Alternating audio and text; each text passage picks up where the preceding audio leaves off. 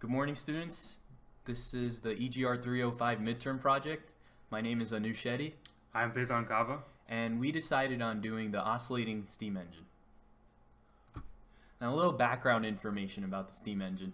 It was initially created by William Murdoch in the end of the 18th century, and essentially the cylinder rocks, causing the crank to move the piston, which in turn has a pivoting motion directing the steam in or out of the cylinder. Back in the day, these steam engines were used for actual vehicles, but as of lately, the steam engines are being used for toys and models because of their compactness and cost efficiency. So we have 4 assemblies in total. Our first assembly is the frame assembly, which basically supports all components of the entire motor. So it consists of the frame supports. We have 2 of those. The actual frame, which is the tall structure you see, has a couple of screws, a couple of other screws, and an inlet-outlet steam pipe, and also some nuts. So the first part that we're going to talk about, one of the most important parts, is the frame support. Initially, when CADing this part, the thickness was not mentioned within the dimensions. So we did an educated guess of about 2 millimeters, which turned out to be right when we cross-checked with the frame. So that turned out pretty well. But essentially, this frame support, as the name implies, it provides support to the entire structure, and it directly connects to the frame, obviously. This part is important because it has to resist all of the motion that the motor is going through. Like when the piston moves the steam throughout the motor, a bunch of parts are oscillating and they're moving in circles, which provides like a moment or a torque to the entire structure. These supports have to be strong enough to counteract these forces. Now, one of the most important parts, in my opinion, is the frame, which holds all the other parts, making sure they're working in unison when the steam engine is operating. Now, a few discrepancies that I found when actually designing this part were the top and the side holes around the corners, which ended up being counterbore holes, but the actual depths of those holes were not as defined as they should have been. However, this didn't seem to be of major concern once other parts were being made. Now, the next assembly was the flywheel assembly, which included the crankshaft bearing, the crank pin, the flywheel, and a grub screw, which was at an angle inside the flywheel. So another part of the flywheel assembly was a crankshaft bearing. This crankshaft basically it connects with the crankshaft, but the crankshaft rotates inside this bearing. And it rotates inside this bearing obviously because it needs to hold the shaft in place. When the piston delivers its torque to the crankshaft wants to move in a up and down and all over the place essentially. It wants to go up and down, sideways. The bearing prevents this from happening and converts the rotational energy into the rotational torque by the piston and converts it into a more streamlined linear rotating motion that connects to the flywheel. This bearing essentially exists to combat the bending moments caused by the piston and the piston rod, as I mentioned before.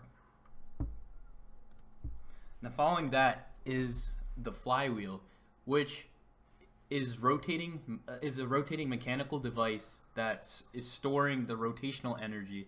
Essentially, when the piston and the other parts are not moving, the stored energy that was created when the actual engine was operating can continue to work once the whole engine has actually shut down.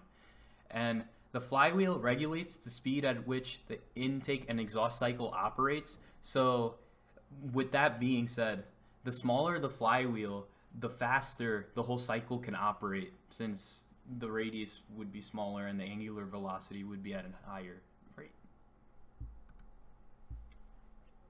So the third assembly is the piston assembly. Most of this assembly is hidden inside the fourth assembly, which is the cylinder assembly. The piston assembly consists of the actual piston, the piston rod, the crank pin bearing, the piston ring, and also an M3 and M4 nuts. The piston itself is what delivers the power to the crankshaft. This component compresses the gas-air mixture, or in this case steam mixture, for effective energy transfer. It's contained within the cylinder as mentioned before, and the volume of the cylinder that the piston acts upon is sealed by piston rings, so the pressure doesn't go anywhere. As I mentioned before, piston transfers the force from expanding gases to the piston rod to create a reciprocating force, which then acts on the flywheel assembly. Now the next piece was the piston rod, which is a major component in connecting the cylinder assembly to the flywheel assembly. And essentially it's a connecting rod that joins the piston along with the crank pin bearing, which is part of the flywheel assembly. The main support that stabilizes the circular oscillating motion is the piston rod. And the rod provides linear driving motion to keep the momentum going as the engine is powered through each phase of the cycle. Now, the last assembly is basically the housing assembly, otherwise known as the cylinder assembly, which houses the piston assembly inside it when the steam engine is being operated.